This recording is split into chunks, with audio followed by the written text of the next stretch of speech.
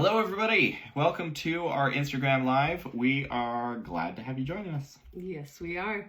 Tonight we are going to be talking about service. How we do service is what we called it. So I'm going to give a little background to this to kind of explain what we're talking about. So I am the compassionate service leader in our ward, and I have a lot of thoughts about that. Just kidding. So on the At Last She Said It episode this week, they were doing a mailbag episode where they talked about, like, they had different voicemails and emails that they were reading. And one of them was from a woman who's the compassionate service leader in her ward. And she was talking about how she started to invite men to prepare meals for people and people in need in their ward, and how she got a lot of pushback. She would sometimes text a man. So this would have been like their ministering brother. Yes. So she would text the man and say, hey, your ministering person needs help with XYZ. They need a meal this day. Can you prepare something? And then she'd receive a text back from the wife, who was not on the text thread, saying, hey, my husband said that these people needed a meal. What are their food restrictions? What can I do? And she would write back and say, whatever your husband can cook is what they need. And so she said a lot of people would get pancakes for weeks because that's what the men could cook. And so that's one part of it, is how to include men in what typically has been a woman's role in service in the church. Okay. How those gender roles kind of play out. The other thing, though, is, one of them, we might have a couple little topics, but the other thing is just how we do service. In church, we are asked to help with funerals, to help with yard cleaning, I don't know what else, other things. All sorts of stuff. Cleaning the church building. There's things that we are asked to do. Some of those things typically go to men versus women. Yep. And so I wanted us to have a conversation about what service looks like in the church, what maybe it could look like, what changes or ideas do we have, but just kind of a general discussion about service. Yeah, okay. Where do you want to start? So let's start with the gender part. Okay. It is 100% common and normal to send out a Sign Up Genius or whatever it is, meal train sort of thing, to the women in the ward when somebody dies, when there's a sickness, when a baby is born, any number of things, surgeries, whatever it is where a family needs help. That is typically just sent to the women to fill those roles. When we are now in a society where more and more women are working, that becomes burdensome. And it's not that women are working and men aren't, right, but the burden is growing for women. So what do you think about inviting men to participate as well?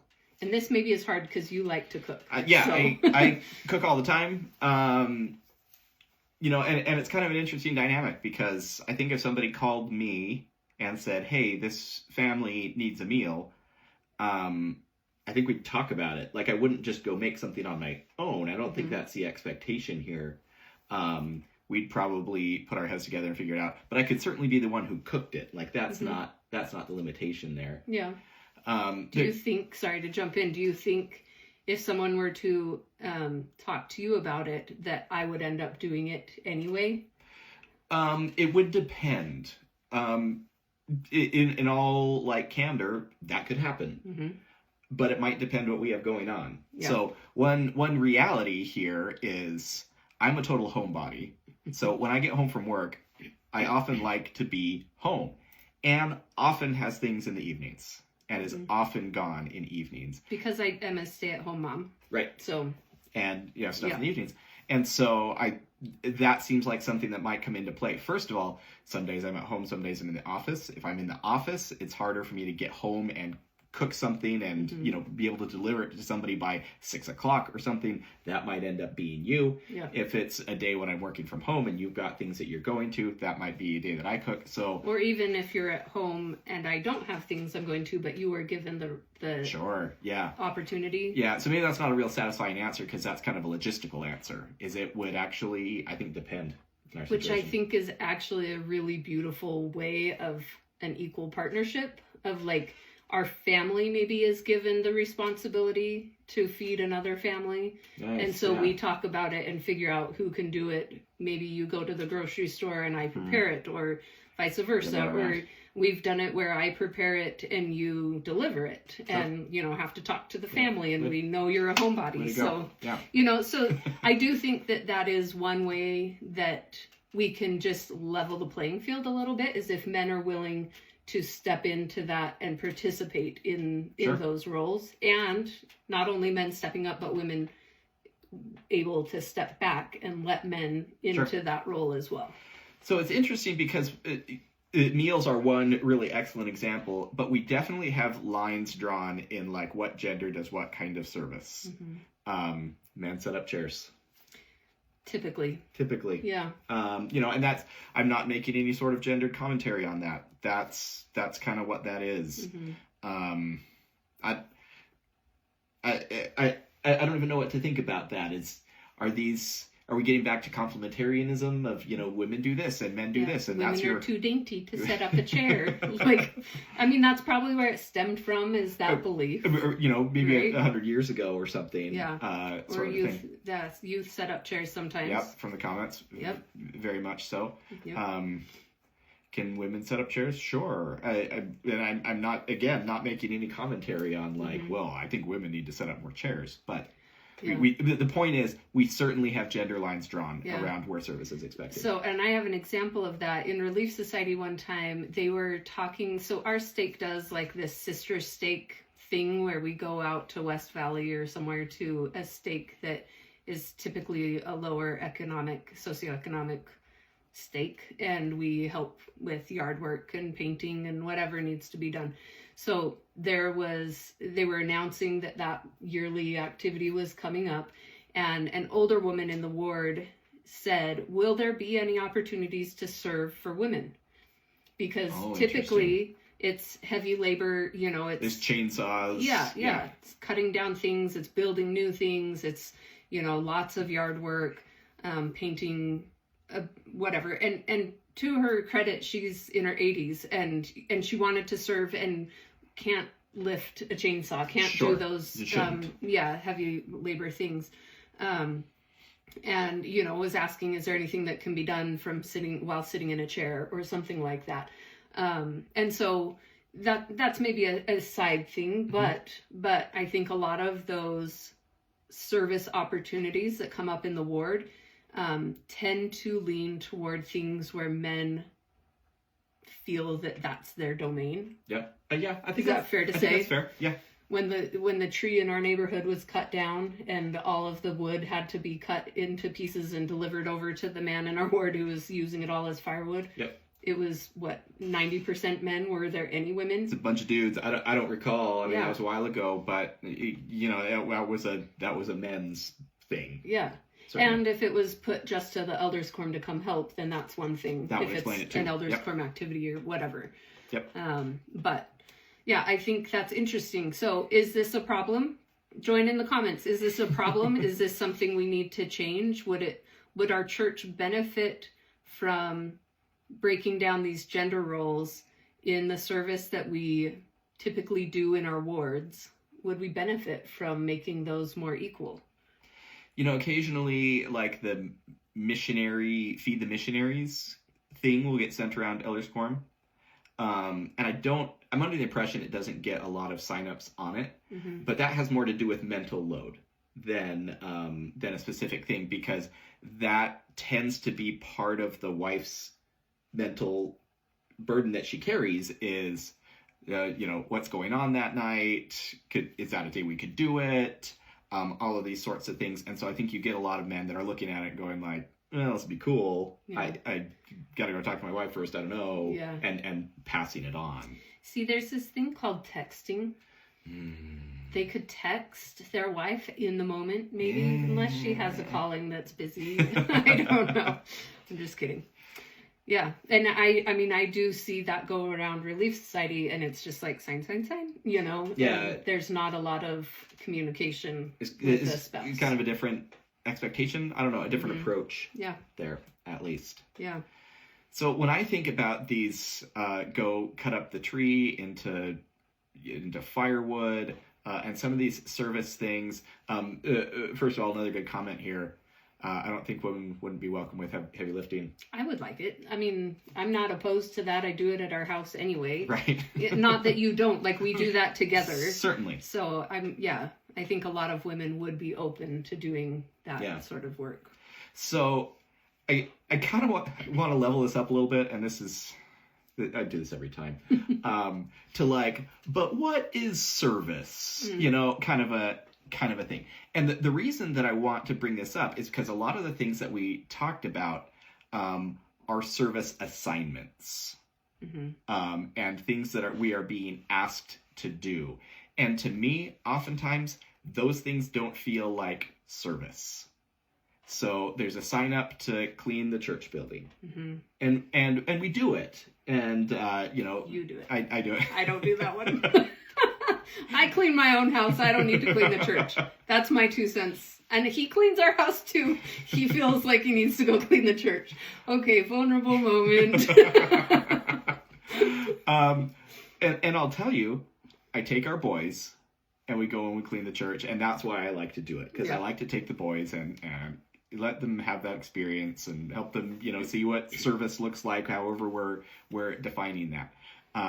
That does not feel like service in the way that service gets talked about, like in the scriptures or in general conference, and like caring for people. Right.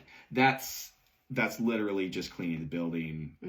And like, I'm not making any sort of financial comment, but it's like we're doing it instead of somebody being paid to clean the building. Well, yeah, I'll make the financial comment is when we were young, in our generation, at least, there were people that were paid to clean the building. I still remember who it was in my ward growing up. That's interesting. I think that I'll just say it. I think we have money in the church and we could do that again. I don't know why wards are strapped with that responsibility, because, I mean, it seems like when it is our turn, they're constantly like, please, will someone come clean? And it's the same couple of families every time that are filling that. And so at some point, I feel like that has to change. Yeah. I don't know. Yeah, and so I have a hard time thinking about something like that as service. Another example, there was a sign up, or something went around in the ward to sign up to go clean up an old Boy Scout camp that the church owns that's nearby. We're in Utah. This sort of thing happens here, maybe other places too. I don't know. It happens in others, maybe. Church owns like an old Boy Scout camp. Boy Scouts aren't a part of the church anymore. I think like girls camps happen there, and maybe some other young men's things, and things like that. And that one didn't feel like service either. I did not sign up for that one. I don't like camping. And like, why does the church own a campground? And should the church own a campground? And I was like, that one I'm not gonna do, And so like, on one hand, I want to be someone who serves. I want to be that guy who's serving and making a difference. Yeah, making a difference. I just didn't feel like cleaning up the Boy Scout camp was doing that. So I don't know. Am I just super shallow? Or like that these service assignments don't feel the same as, when Jesus is teaching us to serve others. It doesn't feel the same to me. Yeah, I can totally see that. And I mean, you're invited to do those things, and I'm invited only to make meals. And I'm so sick of making meals. I also love to serve, and I will do it when I'm asked. And I'm the service coordinator, so that's part of the calling. So let's actually talk about that calling for a minute. So that's Okay. you are the compassionate service leader Yes. in the Relief. That's a Relief Society calling. It's a Relief Society calling. So in our ward, and again, we're in Utah where they're like making up callings for people. Compassionate service leader is not a made up calling. Yeah, that's in the handbook. But there is, so a friend of ours, he recently got released, but he was. Oh, he did? I didn't know that. Well, he has another calling. Actually looked in the thing and it has both callings listed. Okay. So for his sake, I hope he got released. But he is I wrote it down. He was the Elders Quorum Service Coordinator. And this might be the worst calling in the church. Because his whole calling was to get people signed up for all of these assignments. To go clean the scout camp, to clean the church, Cut the firewood. to cut the firewood, to do like a bishop's storehouse thing. Cleaning the temple was in that. Yep. Mm-hmm. Which again. But he hated this calling because his whole job was like guilting people into things. Yeah. And so like every email or text from him was bad news, like, hey, time to sign up for another thing. And if not enough people signed up, he was like calling people to like get enough people signed up to fulfill the assignment. And oh man. Well, I mean, it's not any different from my calling. That's the exact same. It's just different service. Service. Right. Yeah. Different things. But yeah, these callings can be a little rough. They're heavy. And when you are in a ward that has 200 active people die. People have babies, a whole lot. Yep. Actually, not in our ward so much. More dying than babies. Yeah, we have more dying going on. And, there are illnesses all the time. And people need help. And that is fine to need help. So here's the rub, Okay. I think. Yes. Good. And I actually was just talking to a friend down the street who is not LDS. She goes to a local Christian church here. And I was asking, when somebody is ill in her congregation or dies or has a baby or whatever, does your church step in? Are they the first line of defense? Okay. Because in our faith, I think that people typically go to the ward first. Or a ward will offer first. Sure. Maybe that's the difference. Okay, that's a good point. That's a good point. And she said no. She said, it's not unheard of for the pastor or leader of her church to do a funeral, but they're not providing a meal for 150 people after.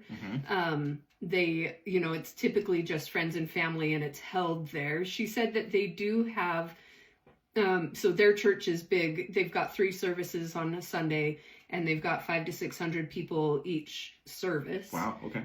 So it's big. And so they do these small groups, that's like a Bible study or with couples or a men's Bible study or a women's Bible study or a book club or, a walking group or whatever. And they are trying to create smaller groups of community because people do need community. And she said typically, when she had a baby, it's from that smaller group and her local friends that are offering to do stuff. There's no requirement.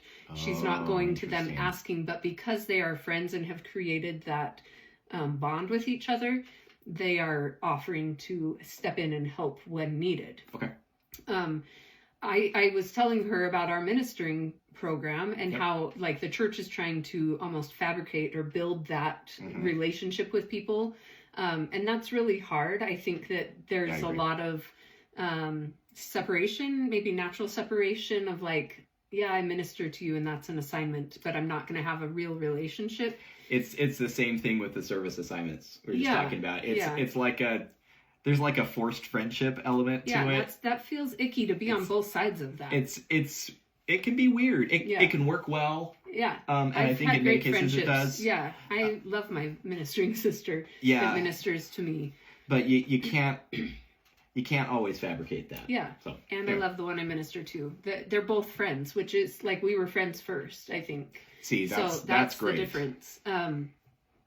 So I think it's interesting when we look at, let's talk funerals for right now. Okay. When we look at funerals in the broader world, I think it is very common to go to your friends and family first for the help, for whatever it is in the funeral. Okay.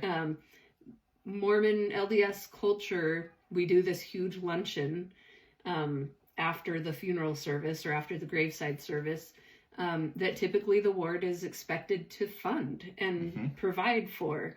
And when you've got a small number of people, that's fine, and it's not super burdensome.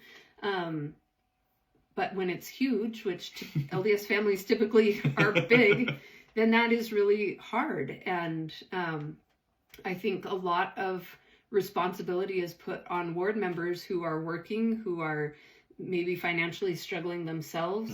There's a lot of responsibility put on people, and I wonder how that should shift. I wonder if friends and family should be the first go-to when you're having surgery or a family member dies or whatever it is.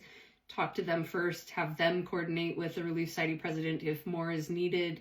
You know, so I don't know what this looks like, but I feel like it doesn't work right now. Like because I'm the compassionate service leader, when I am trying to get people to bring meals to the church for the funeral luncheon, it's the same people every time, which they're lovely, and I love them for stepping in every time. Yeah, absolutely. It's the women who are home during the day. You know, it's like not many, I don't think any of the women that come have to take work off to come, you know? Yep. And so that's why it is always falling on the same women that are home. It says older women, not widows, necessarily. okay. No, I mean, there's some women with kids that are at school or something. I mean, that's what I am. That version of home during the day, yeah. Yes. And I mean, it is, maybe primarily it is older women that their kids are grown, empty nesters, but not exclusively. Yeah. So anyway, I just wonder if this is something we should be looking at as a culture first and as a church, to not depend so heavily on the church for every need that we have. Yeah. Because maybe it's when people don't have community outside of the church that they are depending on the church so much. I don't know. Yeah. So like I'm trying to, you know, I'm separating the culture pieces from the gospel pieces here, because serving others is obviously, you know, if we're getting to the heart of being Christ-like, that's where it lives, you know, and so this is a really important, very Christian concept that we should really be leaning into, is serving others. Is this what that is? If we took that away from wards, and wards don't do a funeral luncheon thing anymore, are we taking away somebody's opportunity to serve? Or how should we think about that? I don't know, because if we do create relationships with people in our church congregation, you know, like think of our good friends in the ward, the families that we connect with. If something were to happen to them, I would be there in a heartbeat. Yeah, what can we do? How can we help? And that comes naturally.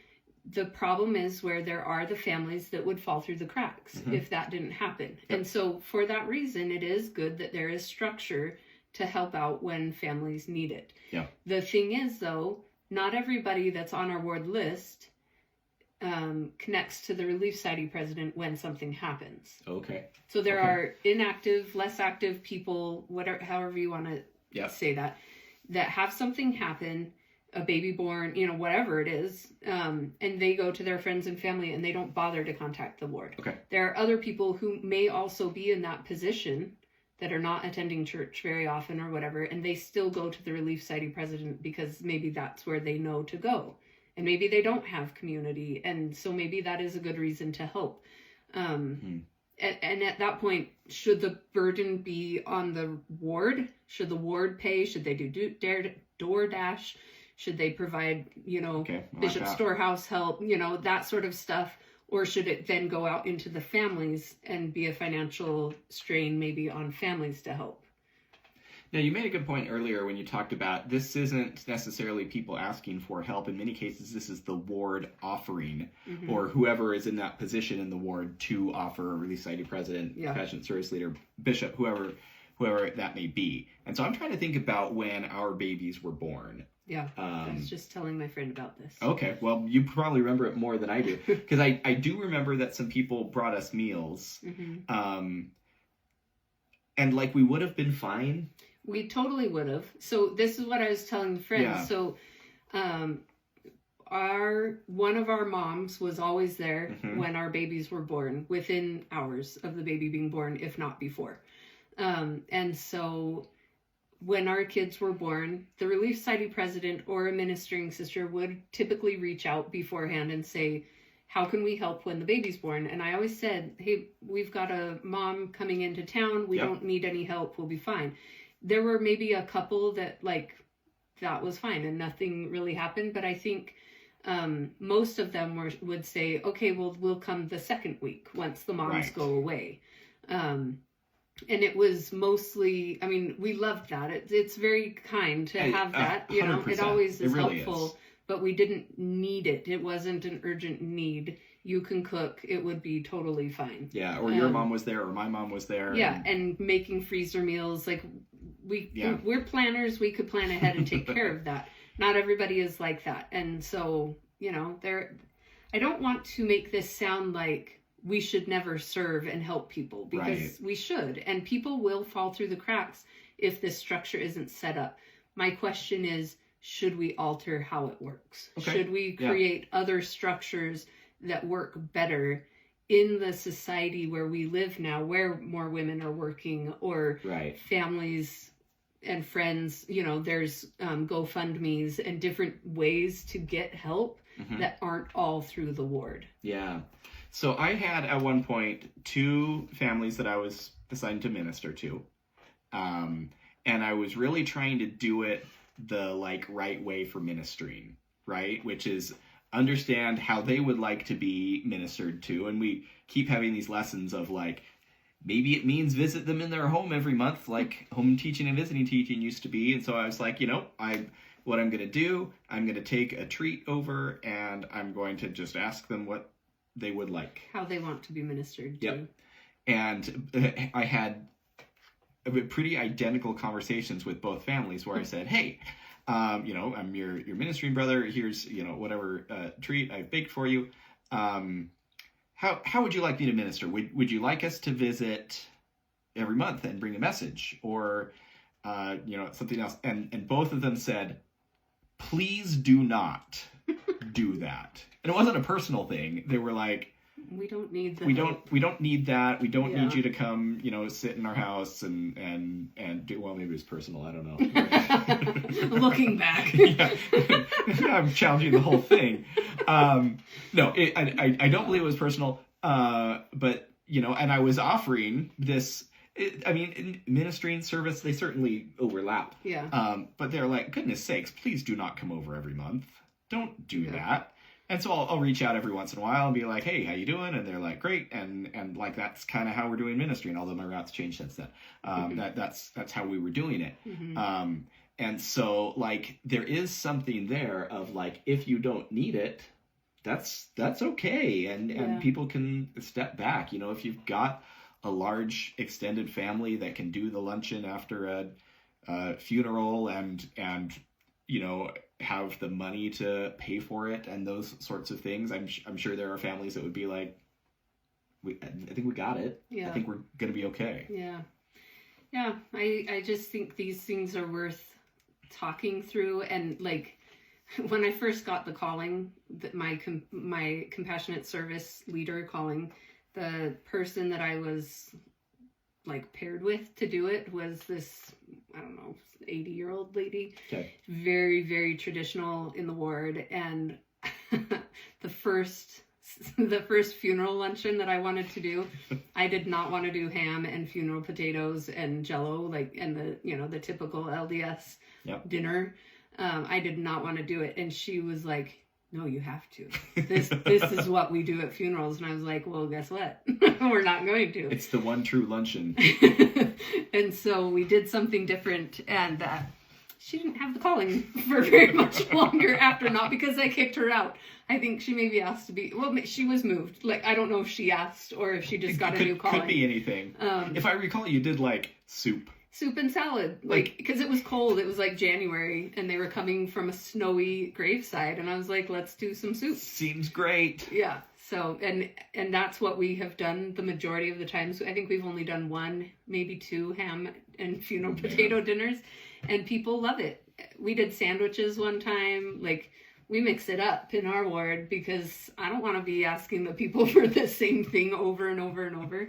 So anyway, and that's the thing, like, that's one of the things I'm saying, like, let's not hold on to tradition so tightly that we miss the purpose of what we're doing. And let's, you know, if our purpose is to serve and provide some ease for people that are going through a hard time, that's great. Let's figure out the best way to do it and not hold on to the way we've always done it, the way it's always been done.